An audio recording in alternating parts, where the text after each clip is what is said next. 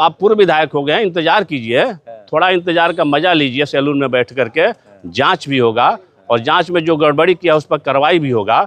लेकिन मेरा ये सवाल है, अगर हम साबित कर देंगे कि अगर विधायक जी रोड में कमीशन लेंगे तो माफ़ी मांगेंगे सार्वजनिक रूप से? हम आपके चैनल के माध्यम से कहते हैं कि अगर हम साबित कर देंगे कि सार्वजनिक रूप से माफ़ी मांग देंगे तो एज ए भूअर ओझा, मैं अपनी बात कहता हूँ, भूअर हैं तो भरोसा रखिए। अगर भूअर बिना प्रमाण के नहीं बोलते हैं, हम साबित कर देंगे कि वो हमने तो कहा है कि गलत किए हैं, तो जांच कराइए, तो और जांच होगा। अरे समय तो दीजिए, अरे समय तो दीजिए, जांच होगा। विधायक जी क्यों घबराए हुए हैं अब? और इसको भी हम लोग लगे हुए हैं और बहुत जल्द इसमें भी त्वरित गति से काम होगा। हमने यहाँ के संबंधित जो ठेकेदार हैं, निविदाकार हैं, उनसे भी मैंने बात किया दूरभाष पर। ब्लॉक में आज आप आए हुए हैं शाहपुर में, क्या मतलब किस चीज़ को लेकर के बैठे थे? हम लोग आए हुए थे, बहुत लोगों की समस्या जो थी कि हमारे अंचल स्तर पर और प्रखंड स्तर पर छोटी छोटी समस्याएं लोगों की थी। जैसे कि मान लें मोटेशन में कुछ समस्या थी, कर्मचारियों के द्वारा कई तरह की लोगों की शिकायत थी कि बेवजह लोग परेशान कर रहे हैं, 2 दिन का काम 10 दिन में कर रहे हैं, कई तरह की मांगें भी हो रही हैं। तो उस संबंध में हम लोगों ने बात किया, सभी लोगों ने मिल करके अंचलाधिकारी शाहपुर और प्रखंड विकास पदाधिकारी शाहपुर से, और ख़ास करके अंचलाधिकारी शाहपुर से हमने बात किया जो जवैनिया के बाढ़ पीड़ित परिवारों को जो ज़मीन 3 डिसमिल देना है और बिलौटी और अंडाडीह के बीच में चिन्हित हुआ है, और जिलाधिकारी के निर्देश पर वहाँ सफाई का काम और नापी का काम भी किया जा रहा है। उस पर भी हमने आग्रह किया कि त्वरित कार्रवाई करके सभी हमारे जो भी बाढ़ पीड़ित परिवार है जिसको पर्चा दिया गया है उसको स्थल पर ला करके उसको दखल कब्जा कराया जाए।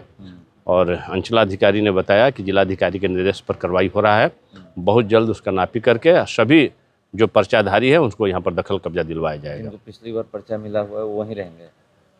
पिछली बार मतलब 2024 नहीं, उस संबंध में भी जिलाधिकारी महोदय से बात हुआ था। उसमें लोगों को मांग थी, पहले से लोगों ने शिकायत किया था कि वहाँ पर भी 2024 में भी जो है कि हम लोगों का जो वहाँ पर बांध के आसपास में उन लोगों को पर्चा मिला है, वो विवादित ज़मीन है, वहाँ पर दखल कब्जा नहीं हो पाया है।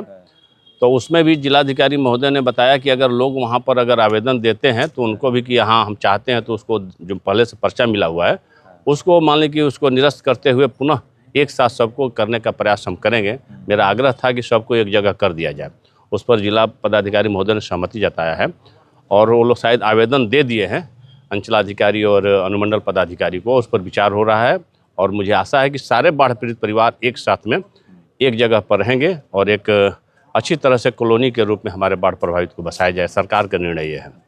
जमीन तो दिया जा रहा है, क्या मतलब प्रधानमंत्री और मुख्यमंत्री आवास योजना में जो घर बन रहा है वो भी बनवाया जाएगा? देखिए, स्कूल की समस्या है, स्कूल जो था वो चला गया है, अभी स्कूल बहुत दूर है, पहरपुर में लोग जाते हैं पढ़ाई करने, तो क्या है यहाँ पर स्कूल भी बनेगा या सिर्फ जमीन दे करके छोड़ दिया जाएगा? देखिए, जहाँ तक ज़मीन की बात है, ज़मीन 3 डिसमिल ज़मीन देने की बात है, और घर बनाने की जहाँ तक बात है तो 1,20,000 रुपया घर बनाने के लिए सभी बाढ़ पीड़ित परिवारों को पहले ही दिया जा चुका है।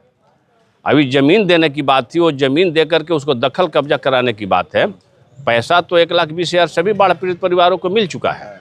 वो घर बनाने के लिए ही 1,20,000 रुपये मिला है, और ज़मीन 3 डिसमिल दखल कब्जा इसको जल्द से जल्द करवाया जाएगा, और उसमें जो 1,20,000 रुपया लोगों को मिला है उसे अपने घर बनवाएंगे। स्कूल को लेकर क्या है, स्कूल बनेगा कि जमीन देकर छोड़ दिया जाएगा? देखिए, स्कूल बच्चे तो यहीं पर आ जाएंगे, अब तो बच्चे पहरपुर नहीं जाएंगे। मान लीजिए कि यहाँ पर दखल करवा देती है सरकार या फिर अधिकारी पदाधिकारी करा देते हैं, फिर तो लोग यहीं पर रहना स्टार्ट करें, तो स्कूल कहाँ रहेगा इनके? देखिए, स्कूल की अगर सभी लोगों को एक साथ में कॉलोनी के रूप में अगर व्यवस्थित सरकार करती है तो स्कूल भवन का भी निर्माण यहाँ पर होगा।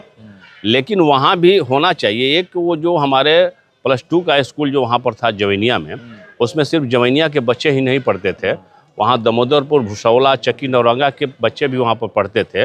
अभी दामोदरपुर, भुसौला, चक्की, नौरंगा ये गांव वहाँ पर अवस्थित हैं, वहाँ के बच्चे भी 10 किलोमीटर की दूरी पर, 8 किलोमीटर की दूरी पर पहरपुर आ रहे हैं। छोटे छोटे बच्चों को भी परेशानी हो रही है पहरपुर आने में। तो हम लोग प्रयास करेंगे कि अगर गंगा मैया अगर कृपा करती है, अगर अगले साल कटाव से वंचित रहता है तो उसके आसपास में सरकार ज़मीन उपलब्ध करा कर वहाँ भी स्कूल का निर्माण कराएं। ये सरकार से हम लोग की मांग रहेगी और मांग पूरी भी होगी अगर गंगा मैया की कृपा रहती है तो। अब लोग कह रहे थे कि पहले से आरोप लगा रहे थे कि जो जवैनिया में ठोकर बंधा गया है वहाँ पर पैसों का बंदरबाट हुआ। विधायक जी के आरोप लगा रहा है, जो पूर्व विधायक हैं राहुल तिवारी, उन पे आप लोग आरोप लगाए हैं। वो कह रहे हैं कि या तो जांच कराएं, नहीं तो माफी मांगे। देखिए, हम तो पहले भी कहे हैं कि मान लें कि जो काम हुआ उसमें गड़बड़ी हुआ है, और हम तो ये कह रहे हैं कि विधायक जी कमीशन लिए हैं। हम तो पहले भी कह रहे थे कि रोड के काम में भी कमीशन लेकर के उन्होंने रोड में टेंडर दिलवाया है। अगर हम साबित कर देंगे कि अगर विधायक जी रोड में कमीशन लेंगे तो माफ़ी मांगेंगे सार्वजनिक रूप से। हम आपके चैनल के माध्यम से कहते हैं कि अगर हम साबित कर देंगे कि अगर वो मंटू तिवारी या राहुल तिवारी अगर कमीशन लिए हैं रोड के काम में और उसके काम में, तो क्या वो राजनीति से संन्यास ले लेंगे? अगर ये घोषणा कर देंगे कि राजनीति से संन्यास ले लेंगे और सार्वजनिक रूप से माफ़ी मांग देंगे, तो आए जे भुअर ओझा, मैं अपनी बात कहता हूँ, भुअर हैं तो भरोसा रखिए, अगर भुअर बिना प्रमाण के नहीं बोलते हैं, हम साबित कर देंगे कि वो कमीशन लिए हैं रोड में भी, तो क्या वो राजनीति से संन्यास ले लेंगे राहुल तिवारी? मैं आपके चैनल के माध्यम से चैलेंज करता हूं कि अगर आपके चैनल पर आकर के कह दें कि भुअर ओझा अगर प्रमाणित कर देंगे कि अगर राहुल तिवारी ने कमीशन लिया है सड़क के बनवाने में, सड़क की निविदा दिलवाने में, तो क्या राजनीति से संन्यास ले लेंगे कि सार्वजनिक रूप से माफी मांगेंगे? अरे हमने तो कहा है कि गलत किए हैं, या तो जांच कराइए, तो और जांच होगा। अरे समय तो दीजिए, अरे समय तो दीजिए, जांच होगा। विधायक जी क्यों घबराए हुए हैं? अब आप पूर्व विधायक हो गए हैं, इंतजार कीजिए, थोड़ा इंतजार का मजा लीजिए, सैलून में बैठ करके जांच भी होगा, और जांच में जो गड़बड़ी किया उस पर कार्रवाई भी होगा। लेकिन मेरा ये सवाल है, क्या राहुल तिवारी पर जो हमने आरोप लगाया है कि वो निविदा में उन्होंने कमीशन लिया है टेंडर्स में, अगर हम साबित कर देंगे कि उन्होंने कमीशन लिया तो राजनीति से संन्यास ले लेंगे, इसकी घोषणा करेंगे? आपके चैनल के माध्यम से आके कहें कि हम राजनीति से संन्यास लेंगे, तो मैं साबित कर दूंगा, मैं भुअर ओझा साबित करूंगा। मैं हमेशा भी कहता हूँ कि भुअर हैं तो भरोसा रखिए, बिना प्रमाण के भुअर ओझा नहीं बोलते हैं। हम साबित कर देंगे कि कमीशन लिए हैं, वो घोषणा करे आकर चैनल पर कि हम राजनीति से संन्यास ले लेंगे। एक सवाल है कि बनाही रोड कब तक कंप्लीट होगा? देखिए, ये शिलान्यास हो गया है, शिलान्यास होने के बावजूद भी काम नहीं हो रहा है, आधा अधूरा काम करके छोड़ दिया गया है, कहीं पुल पुलिया बना करके। देखिए, कुछ टेक्निकल अड़चन है जिसके चलते ये काम में विलम्ब हो रहा है। सारे काम जहाँ जहाँ टेंडर हुआ सबका काम समय अनुसार हो रहा है, कुछ आगे पीछे, लेकिन यही एक सड़क का काम है जो हम लोग को विलम्ब से चल रहा है, और इसको भी हम लोग लगे हुए हैं, और बहुत जल्द इसमें भी त्वरित गति से काम होगा। हमने यहाँ के संबंधित जो ठेकेदार हैं, निविदाकार हैं, उनसे भी मैंने बात किया दूरभाष पर, विष्णु शंकर ओझा जी से, और हमने इसके कार्यपालक के अभियंता जगदीशपुर से भी बात किया। त्वरित गति से काम होगी, अब बहुत जल्द इसमें भी काम में तेजी आएगी, इंतजार कीजिए, बहुत जल्द इसका भी काम प्रोग्रेस होगा। जादवपुर में एक हत्या हुई, लोग कह रहे हैं कि शराब की वजह से हुआ है। शराबबंदी नहीं है ग्राउंड पे, अगर देखिएगा तो अब लोग शाहपुर में कोई जगह चिन्हित करिए कहाँ कहाँ शराब बिक रहा है, उसको बंद करवाइएगा, नहीं तो फिर तो ये होता रहेगा। देखिए, ये शराबबंदी तो पूरे बिहार में लागू है, और कहीं कहीं चोरी छुपे से अगर लोग पीते हैं, उसकी भी शिकायत अगर पुलिस के पास पहुंचती है तो उस पर भी कार्रवाई होती है। ये हत्या कैसे हुई, ये तो जांच का विषय है, ये पुलिस जांच कर रही है। जांच में आएगा कि शराब के चलते हत्या हुई है कि अन्य कारणों से हत्या हुई है, ये तो जांच में पता चलेगा पोस्टमार्टम रिपोर्ट में। वहाँ पर मुद्दा देखिए, लोगों शराब बिक रहा है उस गांव में। देखिए, उस गांव में बिक रहा है, तो मैं गांव के लोगों से कहना चाहता हूं कि ये पहले ही शिकायत करनी चाहिए थी पुलिस के पास में जाकर कि यहाँ शराब बिक रहा है।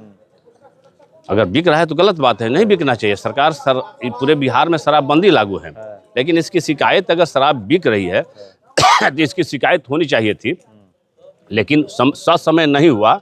हो सकता है कि उसका कारण क्या हो मैं नहीं जानता हूं, लेकिन जहां तक हत्या की बात है, हत्या कैसे हुई ये पोस्टमार्टम रिपोर्ट बताएगा, और पुलिस जांच में आएगा, और पुलिस इसको अनुसंधान में पता करेगी कि इसकी हत्या कैसे हुई।